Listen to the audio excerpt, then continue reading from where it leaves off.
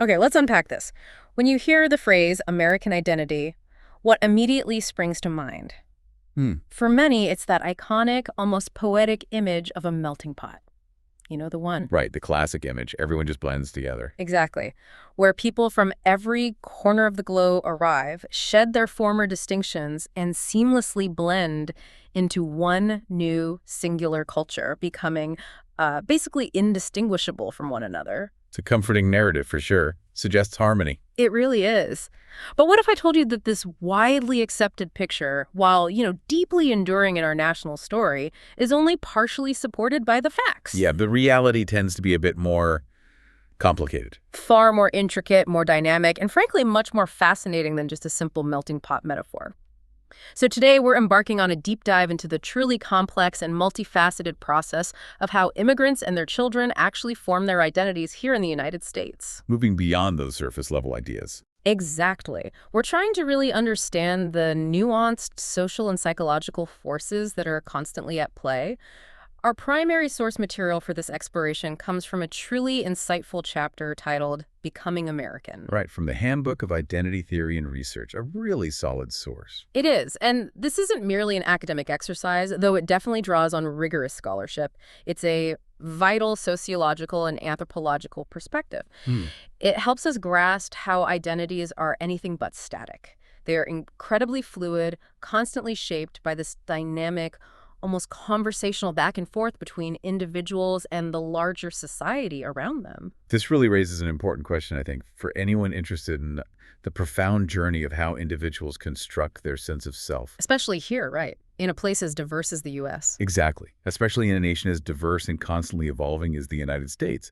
And for those of you who are dedicated listeners who are coming from an elementary education background, maybe you're a teacher, a school administrator, or even a student majoring in early childhood development. This stuff is gold. These insights are absolutely critical.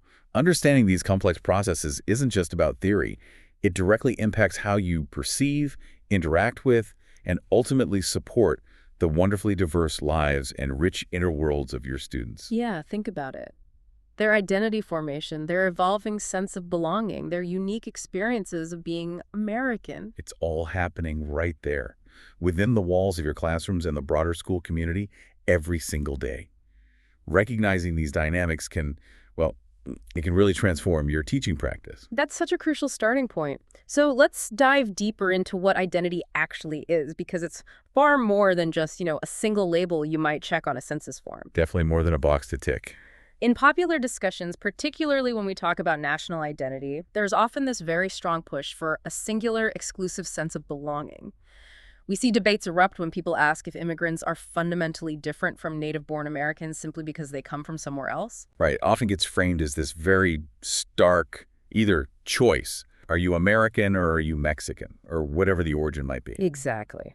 But our sources, drawing from deep sociological and anthropological insights, tell us that this idea of a singular, fixed identity is far too simplistic to capture the vibrant reality of human experience. You're absolutely right. From a sociological and anthropological viewpoint, identity is not some rigid, unchangeable stamp that you acquire once and just keep forever. Not set in stone. Not at all. Instead, it's best understood as a dynamic set of reference points that people actively use within their specific social context to, well, comprehend diverse social relationships and to strategically situate themselves in their choices. Okay, so reference points, Yeah. like signposts. Kind of. It's a broad term encompassing all those deep attachments to groups or affiliations that root individuals within a vast and diverse social landscape. Think about your own life. You're likely not just one thing. You might identify strongly with your family, your neighborhood, your favorite sports team, your cultural heritage, your profession, and your nationality, all at the same time. Right, multiple layers. And importantly, identity is fundamentally fluid. It's continually changing, adapting, even morphing within fluid contexts. In fact, it's perhaps the very opposite of immobility and constancy. It's an ongoing process of becoming. That word becoming feels really key here. It is. This fluidity is so important because it means identity isn't just about a single label someone applies to themselves. It involves multiple intersecting axes. Think gender, age, nationality, socioeconomic class, race, and ethnicity. All weaving together. Exactly. All intertwining in incredibly complex and unique ways for each individual. And this fluidity becomes even more complex and, frankly, profoundly critical when we bring in the concept of race. Our sources make it abundantly clear that how immigrants are perceived by the established society, for example, whether they are seen as white versus non-white, significantly impacts their ability to claim what the source calls an unmodified American identity. That unmodified part is telling. It implies there's a default, and others are modifications. Precisely. This brings us to the powerful concept of pigmentocracy, which our sources highlight as a core feature of American society. Pigmentocracy. Okay, tell us more about that. Well, the source explains it. The crucial insight here is that a pigmentocracy describes a society where skin color fundamentally, and often invisibly, shapes your options for identity and social mobility. Invisibly. To some, maybe. Right. Imagine it like a hidden set of societal rules, largely invisible perhaps to those who are categorized as white, but profoundly limiting and shaping for others, simply based on the shade of their skin. So it creates different paths, different possibilities. Exactly.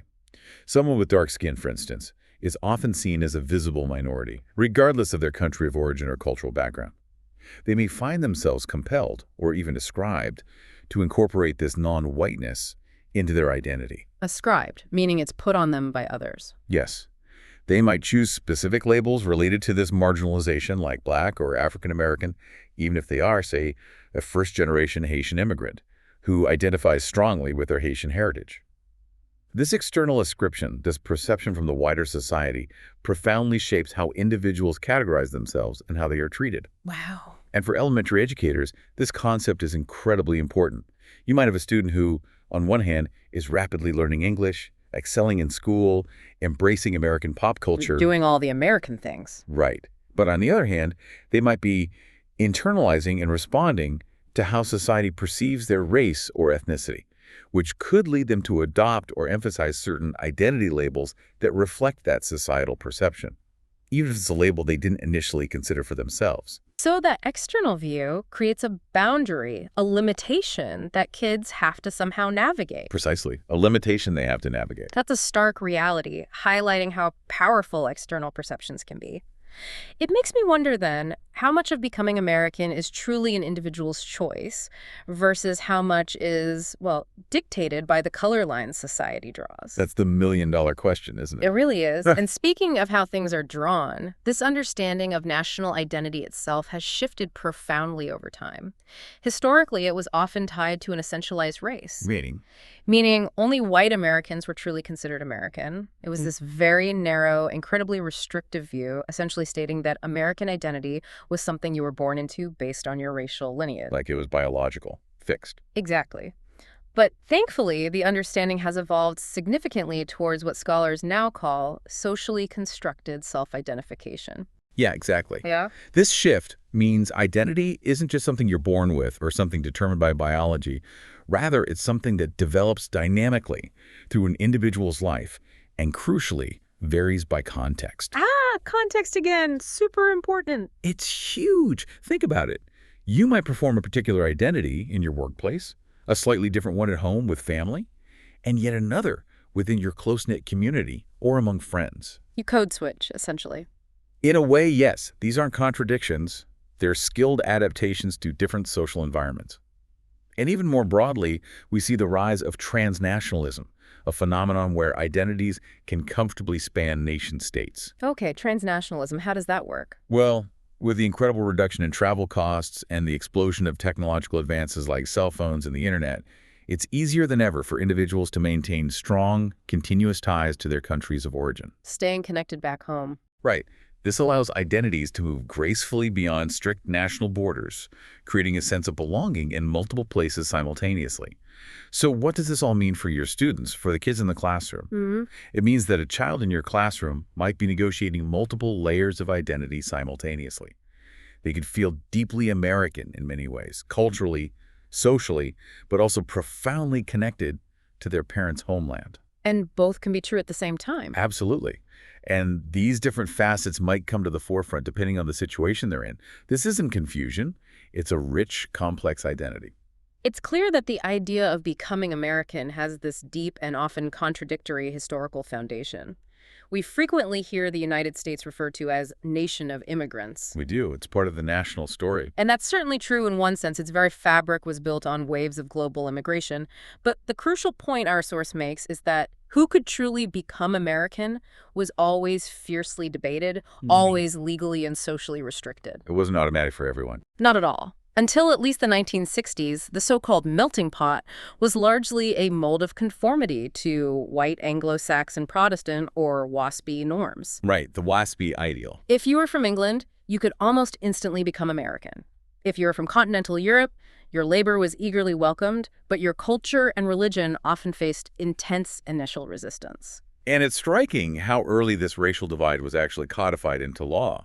The Naturalization Act of 1790, for instance, explicitly limited citizenship to free white persons. Right there at the beginning. Yeah, right from the start.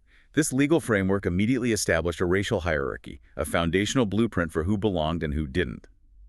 Indigenous Native Americans, for instance, despite being the original inhabitants. Weren't citizens until 1924? It's shocking. It is, and African Americans, whose forced labor quite literally built much of the nation, only gained citizenship after the Civil War with the 1870 Naturalization Act. Even then, they faced severe prejudice and legally sanctioned segregation, reinforcing their second-class status. So the laws backed up the social exclusion. Absolutely. This historical exclusion, driven by deeply rooted nativist fears, is crucial to understanding why identity formation remains so complex today. Even one of our most iconic founding fathers, Benjamin Franklin. Ben Franklin, what did he say? He expressed concern about Germans Germanizing Pennsylvania, fearing their distinct cultures and languages would undermine the Anglo-American fabric. This wasn't just about a language barrier. It was about a perceived threat to a very specific cultural and racial ideal of what America should be. And these fears, these anxieties about who is truly American, they just persisted and evolved, right?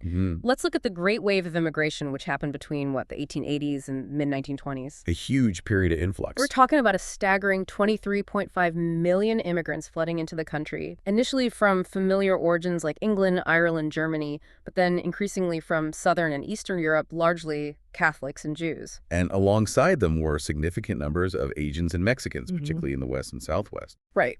And immigrant labor during this period was absolutely essential for America's rapid industrialization.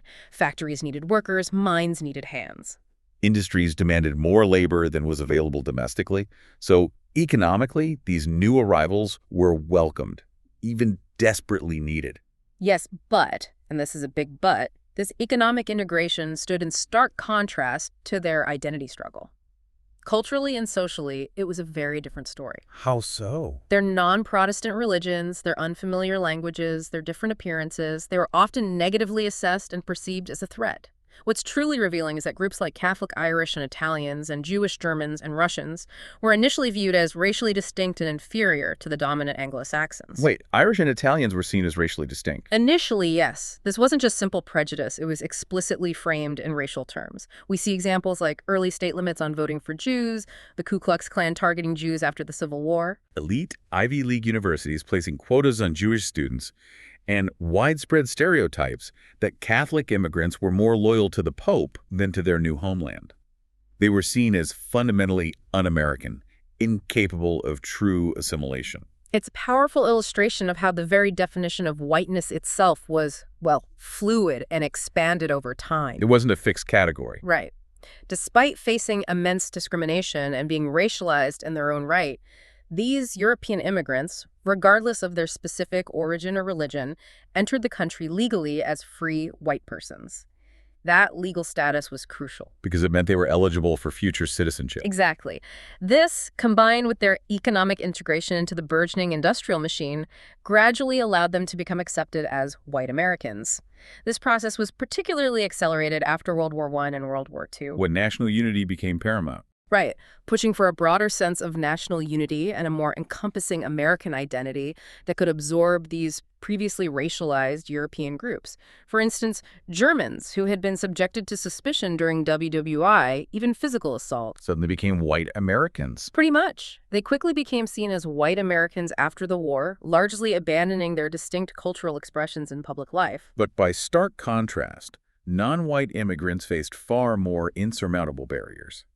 Deeply entrenched colonial beliefs explicitly stated that people of color, indigenous peoples, African Americans, Asian immigrants, were biologically incapable of ever truly becoming American. Biologically incapable, that's intense. It was the prevailing belief, Uh-huh. and the legal system was meticulously designed to reinforce this.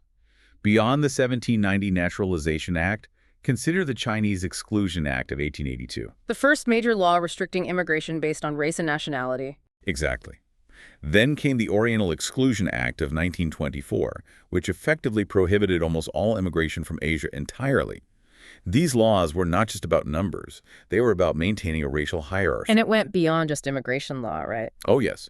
There were deeply discriminatory laws banning property ownership for Asian immigrants and even declaring that American women who married Asian men would lose their citizenship, a punitive bias not applied to men marrying foreign women. And the experience of Mexican Americans is another profoundly painful example of how law and social perception combine to limit identity. Despite the Treaty of Guadalupe Hidalgo in 1848 formally granting U.S. citizenship to Mexicans living in the newly incorporated territories. They weren't really seen as American. No, not by the dominant society. Their land ownership rights were frequently not recognized, leading to widespread displacement, and they faced legal prohibitions on marriage with whites in many Western states. The discrimination was intense. So severe that some Mexican Americans in New Mexico strategically adopted the label Spanish American to escape some of the worst forms of discrimination. For example, allowing their children to access segregated schools explicitly reserved for whites. Wow. That's adapting identity as a literal survival strategy. Absolutely. A heartbreaking case of navigating a hostile societal context. And it's striking how these societal prejudices were initially reinforced by academic thought. Early social sciences, unfortunately, largely supported biological racism, using concepts like modernism and eugenics to claim inferior races and justify, pushing aside or enslaving certain groups. Academics were justifying this. Some were, yes. The Dillingham Commission report in 1911, for instance, a hugely influential government study, reinforced these views, asserting the supposed superiority of Northern Europeans and directly impacting restrictive immigration laws in the 1920s. But then things started to shift. Thankfully, yes. A truly pioneering anthropologist named Franz Boas emerged to counter these biological arguments. Through meticulous research, he demonstrated that environmental factors were far more significant than supposed biological predispositions. What did he find? He showed empirically that second and third generations of immigrants came to physically resemble native-born youth regardless of their origin, challenging the very notion of fixed racial differences. This was a monumental shift. That was a pivotal, almost revolutionary shift in academic thought. Anthropology and sociology began moving away from understanding human behavior and identity through biological determinants. Towards understanding them as emerging from social, not biological processes. Right. This intellectual shift led to the foundational work of University of Chicago scholars like Robert E. Park and Ernest Burgess, who established assimilation as a key concept in immigration studies. They moved the discussion away from innate, unchangeable differences to how people actually integrate into a common cultural life over time. Focusing on cultural and social adaptation, it sounds like a much more hopeful and, frankly, accurate lens. It was a major step forward. So after laying that crucial historical and theoretical groundwork, let's explore this concept of assimilation more deeply, its ideals, its practical realities, and, well, its enduring challenges. Okay. Park and Burgess, as you mentioned, really pushed for an understanding of assimilation as a process of cultural and social integration, where immigrants gradually acquire the memories, sentiments, and attitudes of others and become part of a common cultural life. A move away from purely biological ideas. Definitely, a significant step forward. Indeed. And building on that, Milton Gordon, in his seminal 1964 work, Assimilation in American Life, further delineated assimilation into various measurable dimensions, which helps scholars study the process more precisely. He broke it down. Yeah, he broke it down into various aspects. The first and often most visible step being acculturation. This is essentially adopting the culture of the new place. Like learning the language. Exactly. The most notable way to measure this was language preference. Did someone prefer English over their native language? But it went deeper. It also looked at things like adopting American food preferences, clothing styles, even holidays like Thanksgiving or the 4th of July. Okay, so culture shift. What else? Beyond that, Gordon and other sociologists looked at social relations, who one's co-workers, neighbors, and friends were, and crucially, who one married. Intermarriage was a big indicator. A very big one. The more these relationships were with established residents, defined as native-born Americans of non-immigrant descent, typically at least 3 generations in the U.S., the more assimilated an individual was considered. Got it. Then there are also attitude assimilation towards other groups and civic participation through voting and community engagement. The prevailing expectation, the dominant theory, was straight-line assimilation, meaning each successive generation would be more assimilated than the last. The first generation, less so. The second, more. And the third, most like the American mainstream, almost indistinguishable. It was a neat, progressive model. But the real world rarely fits such a tidy model, does it? This neat, straight-line idea, and even the broader melting pot concept it stemmed from, faced significant, undeniable challenges. Yeah, reality is usually messier. Some sociologists, even before Gordon, like Robert Park himself, noted that assimilation didn't happen as rapidly or as smoothly when peoples of divergent cultures and widely different racial stocks came together. Race always complicated things. Always. And Gordon, ironically, in the very book where he outlined assimilation, argued that the reality in America was less of a true melting pot and more of Anglo-conformity. Anglo-conformity. So basically fitting into the WASP mold we talked about earlier. Pretty much. While American cuisine might absorb a few foreign elements like pizza or bagels, which, let's be honest, we can't imagine life without now, the fundamental norms, the language, and the power structures remained overwhelmingly WASP-y. English was dominant, Protestantism was the unspoken cultural default, and positions of power were disproportionately held by white Protestants. It was less about blending and more about adopting the dominant culture. And if that wasn't enough to challenge the melting pot, the 1960s civil rights movement spurred what's been called a white ethnic resurgence. Okay, what was that? This was a powerful moment where the hyphenated identifications that had been kind of suppressed by the nationalistic fervor of the world wars, think Italian-American or Irish-American, resurfaced with pride. People reclaiming those identities. Exactly. Groups like Italians in New York were even famously dubbed unmeltable ethnics by authors like Michael Novak because they maintained such distinctiveness and strong community separation from the mainstream. Unmeltable. Interesting term. Isn't it? But what's important to understand here, according to the source, is that while white ethnics did retain some heritage, like national foods on special occasions or celebrating specific saints' days, their ethnic expressions were often more symbolic than fundamental. Symbolic, meaning they could choose when and how to display their ethnicity. It wasn't defining their entire life in the same way it might have for earlier generations or for non-white groups. It indicated a nuanced rather than a complete assimilation. Okay. So for elementary teachers, this brings up a crucial point. Not all students who outwardly appear American have shed their ethnic identity entirely. Right. For some, it's a symbolic connection that they can tap into on special occasions, and it's still a part of who they are, even if you don't immediately see it in their everyday school behavior. So the idea that everyone just blends into one singular American identity, it seems like history, and even how sociologists first meticulously defined assimilation, tell a much, much more complex story. Definitely more layers to it. Given this, what does this deeper understanding mean for our concept of identity today, especially as we turn our attention to the children of the newer waves of immigrants? Well, this historical context is absolutely vital for understanding the current landscape of identity in America. The traditional assimilation theories, while providing a framework, simply cannot capture the full reality of what becoming American means for the new second generation. Their experience is different. Oh, completely. Yeah. Their journey is far more nuanced, influenced by a completely different set of global and national circumstances than those earlier European waves faced. And this brings us right to what our source calls the second great wave of U.S. immigration from 1965 to the present day. This period dramatically changed the face of immigration, fundamentally reshaping the demographics of the country. A huge shift. Post-World War II policy shifts, initially driven by humanitarian principles and Cold War politics, gradually loosened restrictions on certain groups. We saw acts like the War Brides Act and the Displaced Persons Act, and a strong preference for those fleeing communism, like Cubans after Castro's revolution.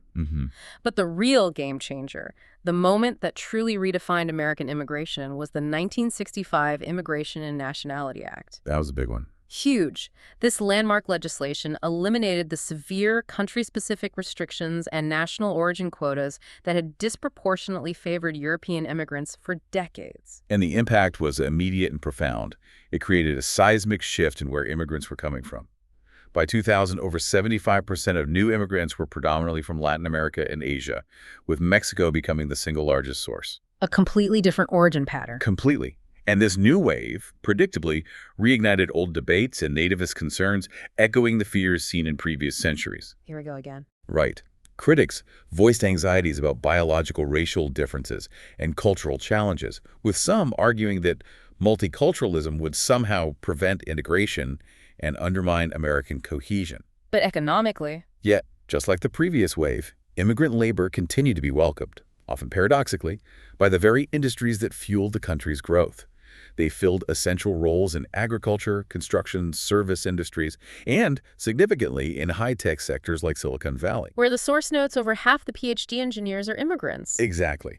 So, once again, the economic demand for labor clashed dramatically with lingering cultural anxieties and racial prejudices. This new, diverse landscape makes the second generation, the children of these immigrants, a critical test, not just of assimilation theories, but of America's very identity. They're really at the forefront. Why are they so crucial? Because they are socialized primarily within the U.S. context. They navigate the U.S. school system from a young age, they often have more free time than their working parents, and they are, just by living their daily lives, more thoroughly exposed to American society and culture in all its forms. They're immersed in it from the start. Right. They are, in essence, the front line of this new wave of identity formation, directly shaping what American will mean in the future. Our sources show that in the first decade of the 21st century, over 30 million young people in the U.S. are children of immigrants, with a median age in their early 20s. That's a huge demographic. Yeah. Their experiences are not just individual stories. They're profoundly shaping the collective narrative. And when we closely examine their behavioral acculturation, what do we see? Well, we see rapid Americanization in action, especially on the surface. They overwhelmingly prefer English, for instance, even in heavily immigrant areas. English takes over pretty quickly. Extremely quickly. This trend is incredibly strong and linear across generations. By the third-plus generations, very few individuals speak a language other than English at home. It's a powerful testament to the influence of American schooling and media. And culturally. They also quickly adopt American styles of self-presentation, listening to popular music, dressing in current youth styles, using slang, eating fast food. By outward appearances and public behaviors, they have, as the source puts it, assuredly assumed an American identification. So in the classroom, these are often the students who appear to blend in effortlessly. Exactly. Speaking English without an accent, participating in school culture, engaging with their peers just like any other American child. But here's where it gets really interesting. What's fascinating here is that despite this rapid behavioral change, this outward embracing of American norms, their self-identification doesn't always align with these appearances. Okay. And this raises a particularly interesting and vital point for our listener in elementary education. Right. This is a crucial paradox, and it's something teachers likely encounter every day without maybe fully understanding its depth. While children of immigrants rapidly acculturate behaviorally, They learn the ropes fast. the labels they use to describe their identity tend to become less focused on being American and more on their national origin as they move through adolescence, especially during high school. So they look and act American, but identify differently. Increasingly so as they get older. Early in high school, some might use American or broader pan-ethnic labels like African American or Latino, but by the time they graduate, very few use simply American. Really. Simply American is rare. According to the research, yes. Many still use hyphenated identities like Mexican American or Chinese American, but a surprisingly large number claim direct national origin labels like Mexican or Haitian, often without the hyphen at all. Wow. So it's almost like the deeper they get into American society, the more they appreciate and assert their specific roots. That's a powerful demonstration of what our sources call learned multi-ethnicity. They're learning through their lived experience that America is not a homogeneous melting pot, but composed of peoples of diverse origins, and that their place within that diversity is valid and valuable. They see the mosaic, not the pot. Exactly. So let's connect this directly to the classroom. Imagine you're an elementary school teacher. You see a student who speaks perfect English, loves American pop music, dresses just like their peers, maybe even excels at American sports. Looks totally assimilated on the surface. Right. Yet if you ask them about their identity, they might confidently say, I'm Salvadoran or I'm Filipino rather than I'm American. The source tells us that's not a rejection of American culture. It's something else. It's a nuanced understanding, an assertion of their multifaceted self. It can be perplexing for an educator, though, if you expect that simple, straight-line assimilation model. What does this paradox mean for how we perceive and, more importantly, how we effectively support these children in our schools? This is truly crucial for educators. It means recognizing that outward American behavior doesn't negate a deeply felt, valid connection to heritage. It can be both. Absolutely. For a teacher, this translates into fostering an authentically inclusive environment by not just tolerating, but actively acknowledging and celebrating these multiple layers of identity. Understand that a student can be both American in their daily actions and Haitian or Vietnamese in their self-identification. So how do you do that practically? Well, it reflects their evolving, sophisticated understanding of their place in a multi-ethnic society. Consider integrating diverse cultural stories, holidays, or even simple greetings into your classroom activities. Perhaps facilitate a cultural sharing day where students bring in an object or tell a story about their family's heritage. Making space for that part of them. Exactly. By doing so, you're validating their whole identity, not just the part that conforms to a singular American ideal. You're helping them feel seen, valued, and genuinely belong for all they are. That makes so much sense. It really reframes how we think about what becoming American truly entails. It's not about shedding everything from the past, Not at all. but about integrating, about building upon what came before. And this brings us to what the source calls selective acculturation, this incredibly smart strategy that immigrants and their children use to actively choose which aspects of their heritage to keep and which to adapt. It's an active process, not passive. Right. Immigrant parents, naturally, often strongly encourage their children to retain certain aspects of their homeland culture, even while expecting them to succeed brilliantly in American society. They want the best of both worlds for their kids. Exactly. They want them to thrive here, but not at the cost of losing their roots entirely. It's a delicate balance. Absolutely. Yeah. And aspects often retained include crucial values like respect for elders, a strong emphasis on education and authority, or what's known as filial piety, which is particularly common and deeply ingrained in some Asian cultures. Filial piety, Right. respect for parents and ancestors. Right. Children of immigrants often selectively Americanized by excelling in school, mastering English, and fitting into American peer groups, while simultaneously maintaining these important cultural values that are highly prized by their families. So it's strategic adaptation. Precisely. A skillful navigation of two cultural worlds. The source highlights how children of Asian immigrants, for example, often maintain an exceptionally strong focus on education due to cultural values like filial piety. So for a teacher, For a teacher, this isn't just about understanding. It's about recognizing that a student who might appear quiet, diligent, or less outwardly expressive in class could be deeply rooted in these values. You might subtly acknowledge their family's emphasis on respect and hard work, perhaps by praising their diligence, creating assignments that allow for family collaboration, or even by thoughtfully discussing their home culture's values in a broader class context. This allows you to recognize and leverage these profound strengths in the classroom. that makes sense, recognizing it as a strength. And another vibrant aspect of this selective retention is expressive culture, like music. Heritage music from their parents' homeland is frequently incorporated and adapted into American culture, producing unique musical genres that are both distinctly American and profoundly influenced by other cultures. Think about Latin music's influence, or K-pop now. Exactly. Artists like Carlos Santana, or the way K-pop has exploded in the U.S., they've seamlessly woven their heritage into the American cultural fabric. This vibrant blending of cultures also leads us to the concept of transnational identities, the reality of lives that truly span national borders. Living across borders, essentially. Right. It's a phenomenon that has gained particular prominence and visibility in the modern era, thanks to massively decreased travel costs and the revolutionary advances in technology like cell phones and the internet. Makes it so much easier to stay connected. Totally. These tools allow migrants to maintain incredibly strong, continuous, almost daily ties with their homeland, far beyond what was possible in previous generations. This means studies now focus not just on immigrants who settle permanently, but on what scholars call transnational migrants. People who actively structure their lives across borders, whether for commerce, religious reasons, family connections, or political engagement, their lives are truly lived in multiple places. And while the first generation, the adult immigrants, are more directly involved in these transnational activities, maybe sending money home, participating in homeland politics, making frequent visits. The second generation still feels it, right? Yes, the second generation, their children, still experiences significant sentimental ties to their parents' homeland. Even if they don't physically move back and forth as much, they're often raised in households where homeland values, traditions, goods, and cultural references are present daily. It's part of their upbringing. Absolutely.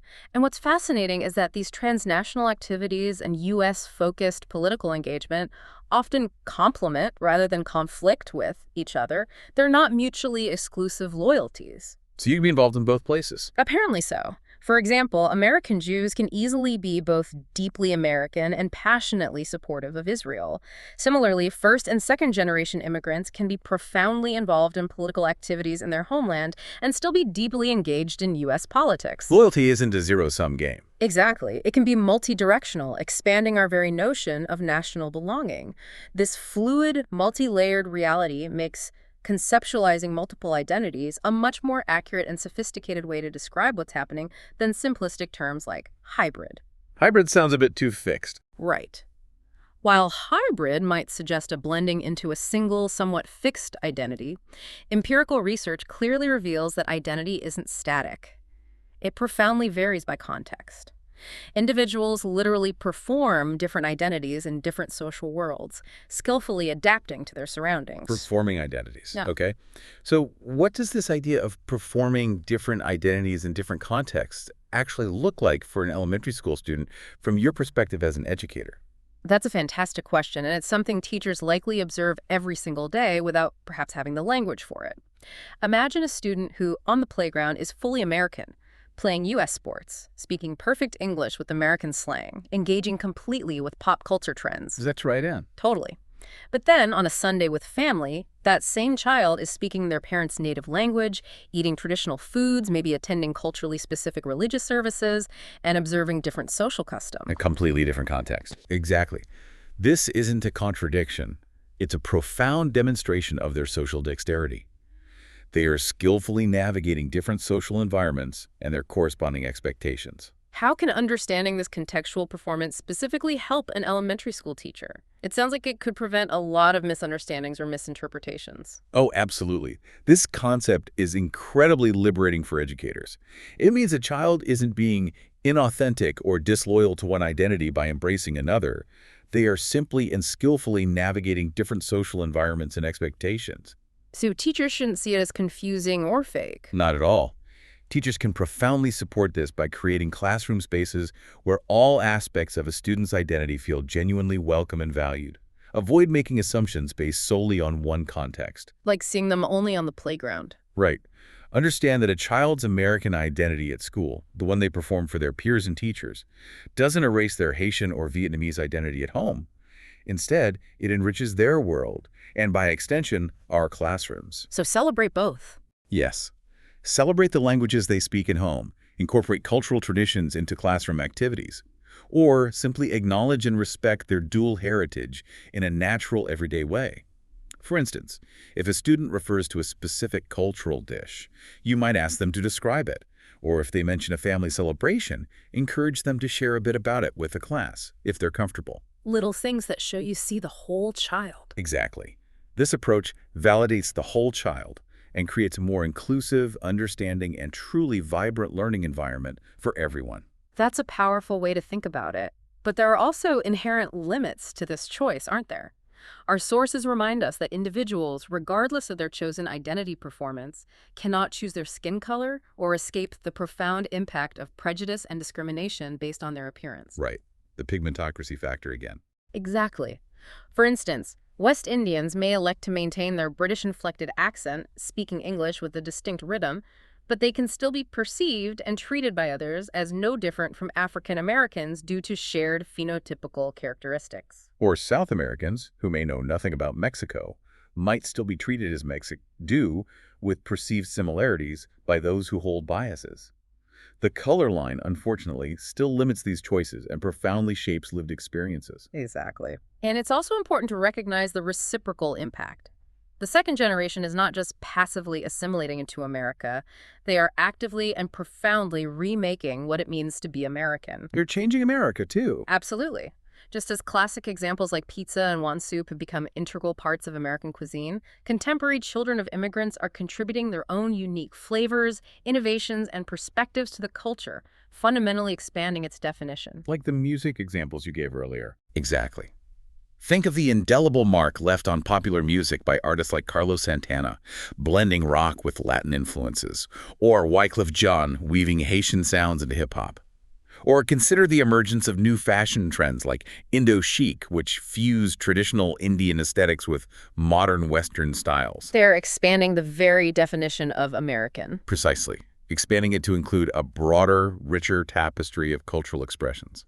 This leads us to the crucial idea of context of reception, perhaps the single most impactful factor in how society shapes identity for immigrants. Context of reception. Okay. Our sources define this as the pervasive environment or atmosphere that immigrants and their children encounter upon arrival and throughout their time in America. The identity they adopt directly reflects how America has treated them. So how they're welcomed or not welcome. Exactly. It's a fundamental dialectic, and when we say dialectic, think of it as a constant dynamic interplay or a dance between immigrants' own self-attribution, who they believe themselves to be, and the powerful, socially defined conditions of how they are received by the host society. Precisely. If immigrants are largely welcomed, treated with respect, offered opportunities, they are far more likely to identify positively with the host population and integrate smoothly. Makes sense. But if they encounter prejudice, systemic discrimination, hostility, they're highly likely to develop what's called reactive ethnicity. Reactive ethnicity? What's that? It means they develop defensive identities, actively emphasizing the positive aspects of their differences, drawing stronger cultural and social boundaries around their in-group, and sometimes even withdrawing from broader society. Like a defense mechanism. In a way, yes. And this can happen at a broad national level with sweeping anti-immigrant policies, or it can manifest at a very local level in neighborhoods and workplaces, and crucially, in schools. This context of reception directly impacts how students form their identities, their sense of belonging, and how they interact in the classroom. Let's look at some contrasting case studies provided by our source that brilliantly illustrate this. First, Miami Cubans. A powerful example of an incredibly positive context of reception, particularly for those early waves of immigrants. Yeah, they got a lot of support initially. These initial groups received unparalleled federal benefits, including direct financial aid and significant political support from the U.S. government, seeing them as allies against communism. They became the most powerful local group in Miami, effectively superseding the previous white American oligarchy. Wow, they took over the power structure locally. Pretty much. In Miami, speaking Spanish became an immense advantage, opening doors to commerce and community leadership, and being an immigrant was often a profound point of pride. They experienced a unique level of inclusion, not exclusion, in their local context. However, even in this uniquely favorable context, there were limits. The Elian Gonzalez case in 2000-2001, for instance. Oh, I remember that, the little boy. Right, a dramatic international custody battle over a Cuban boy. It dramatically jolted Miami Cuban youth and their Nicaraguan peers into a stark awareness of their otherness. How so? When national views, particularly from the federal government, clashed intensely with local Cuban-American perspectives over the boy's return to Cuba, it highlighted that even with significant local power, the broader U.S. society and federal government could enforce its terms. So their local power had limits on the national stage. Exactly. Our source quotes one Cuban teen, Vivian, reflecting, "The Americans, meaning non-Hispanic whites, it's like, this is their country and we're not part of this. Right. We are visitors. Yeah. Just that we're not Americans or from other places. We don't belong here." That's a powerful quote, a real moment of realization. A profound experience. It forced them to reflect on their identity as both locally powerful and part of a broader, sometimes unaccepting, U.S. society. This shows how quickly perception and identity can shift based on external events, even for seemingly well-integrated groups. Now, contrast that with Miami Haitians, a stark and painful example of a profoundly negative context of reception. A very different story. The U.S. government, for decades, routinely sought to discourage Haitian immigration through harsh policies. Systematic intersection of boats, long-term incarceration in detention centers, widespread denial of asylum status. A policy in stark contrast to that afforded to Cubans fleeing communism. Stark contrast. They were even falsely branded unjustly as sources of tuberculosis and HIV/AIDS in the 1980s, creating immense public health stigma and fueling widespread discrimination. Terrible stigma. Locally, they were stereotyped as poor, unskilled, and undeserving of assistance or inclusion. And the devastating result was what scholars term a delayed reactive ethnicity. Younger Haitian children initially felt immense pressure to hide their heritage. They tried to pass as something else. Sometimes, yes. Attempting to pass as Bahamian or African American to escape the profound stigma and prejudice associated with being Haitian. It was only later, typically after mastering an American identity, maybe by excelling in U.S. sports, becoming leaders in academic clubs, fully integrating into American youth culture. After they felt more secure in their Americanness. Exactly. Only then would older adolescents rediscover and proudly display their Haitian heritage. This process highlights a critical point. How does discrimination or acceptance within the school or community directly affect a student's sense of belonging, their willingness to express their full identity, and their ability to thrive? So for a teacher, This means that a student struggling to fit in or perhaps strongly asserting their ethnic identity might be seeing a direct reflection of how that student's community is treated by the wider society. Understanding these contexts of reception can empower teachers to advocate for more inclusive school policies and practices. creating a buffer against that negativity. Exactly. Creating a truly safe and welcoming space that counters negative external perceptions. It highlights the profound impact that the broader societal context has on a child's sense of self and their willingness to express their full, complex identity. Building on this powerful concept of context of reception, our source introduces the equally vital concept of proximal hosts, the immediate social environments that most intensely influence new immigrants and their children. Proximal hosts. Yeah. The people closest to them. Essentially, yes. While national culture disseminated through broad media like movies, TV, and now the internet definitely plays a role, face-to-face interactions with native-born individuals and earlier immigrants are even more profoundly important in shaping developing identities. The people they see every day. Right. These are the people children directly interact with daily. And because many immigrants, particularly in the Second Great Wave, settle in urban areas, their proximal hosts are often American minorities, African Americans, Latinos, and Asian Americans. So they're interacting most with other minority groups. Often, yes. This creates a fascinating and often nuanced dynamic, frequently differing between generations. Immigrant parents are frequently acutely aware of the stigmatized status of poor, particularly inner-city African Americans, and may actively distance themselves, emphasizing their national identity like Jamaican, Haitian, or Dominican, rather than a broader Black American identity. Trying to avoid the negative stereotypes associated with Black Americans. Exactly. They might also prioritize their Hispanic Latino identity over a Black identity to avoid perceived prejudice, as seen with some Dominican immigrants. They're trying to protect their children and navigate a racialized landscape. But the children of these immigrants who attend school and grow up side by side with American minority peers often form far closer bonds and identify more deeply with them. They share experiences in school. Right. Despite occasionally internalizing some of their parents' negative stereotypes about certain American minority groups, they're more likely to find shared experiences and solidarity. For example, Haitians and African Americans in Miami both experience and astutely assess racism, leading them to unite against discriminatory policies or celebrate the election of Barack Obama as a shared victory against systemic racism.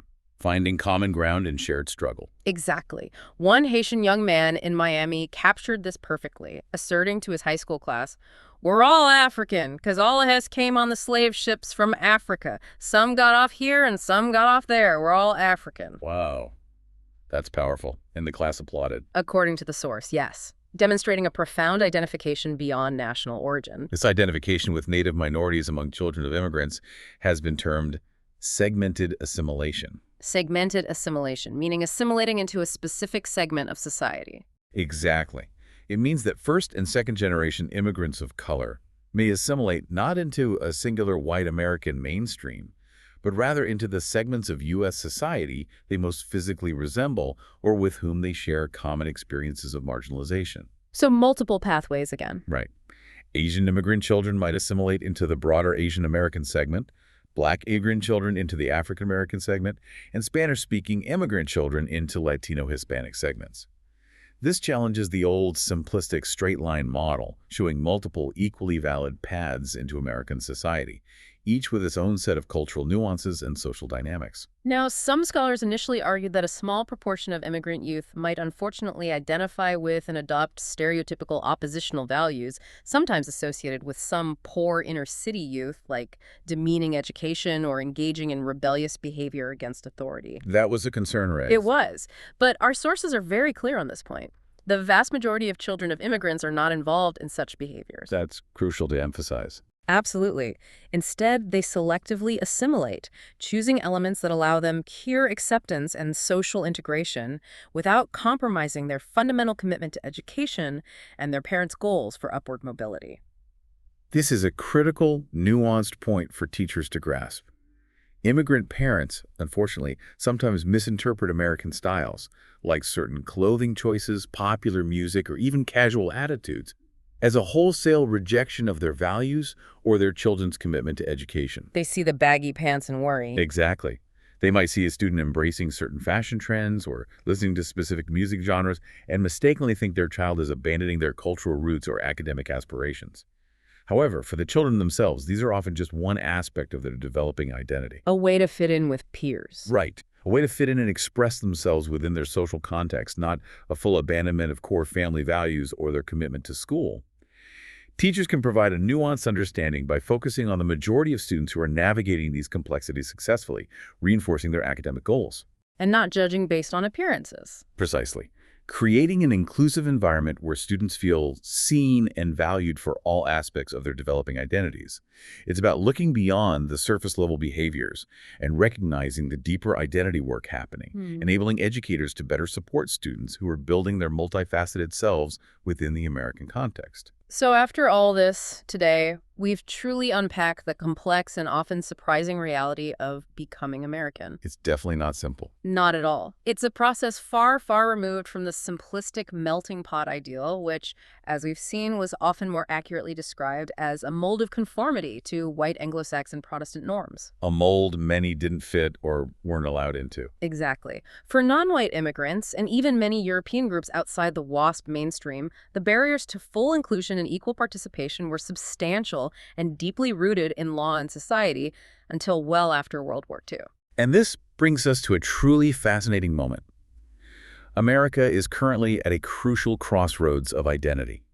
The second generation of the latest, primarily non-European immigrant wave is now attaining adulthood.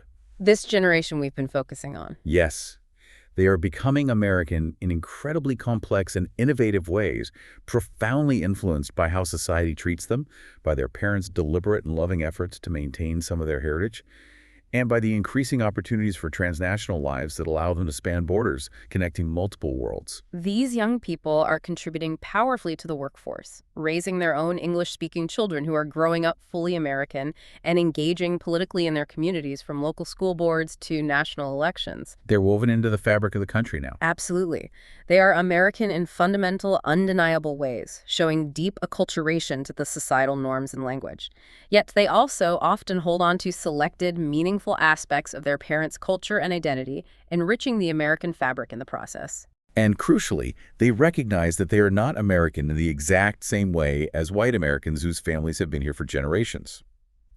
Through what we've termed multiple identities, whether these identities are reactive to experiences of discrimination or simply a proud assertion of cultural difference, this new cohort is finding strength and pride in their unique positions. They're forging new ways of being American. Exactly. They are actively changing, expanding, and redefining what it means to be American for future generations.